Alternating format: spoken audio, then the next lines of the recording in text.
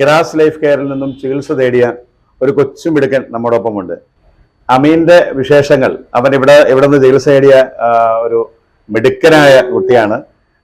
അമീന്റെ പിതാവ് സാലിമൗലവിയുണ്ട്. മോനിക്ക് എന്തായിരുന്നു പ്രശ്നം? മോൻ ജനിച്ച് 4ാമത്തെ മാസത്തിൽ സാധാരണ കുട്ടികളെ പോലെ കമരാൻ തുടങ്ങി. മോന്റെ തല ഉറച്ചിട്ടില്ലായിരുന്നു. ഞങ്ങൾ പല ഹോസ്പിറ്റലുകൾ കയറി ഇറങ്ങി, നാട്ടിലുള്ള ഫിസിയോതെറാപ്പി സെന്ററുകൾ. ലാസ്റ്റ് മാസ് ലീവായി പോയി. വാരിച്ച തുക എനിക്ക് താങ്ങാൻ പറ്റാത്തതുകൊണ്ട് അൽഹംദുലില്ലാ ഇവിടെ ചികിത്സിച്ചു.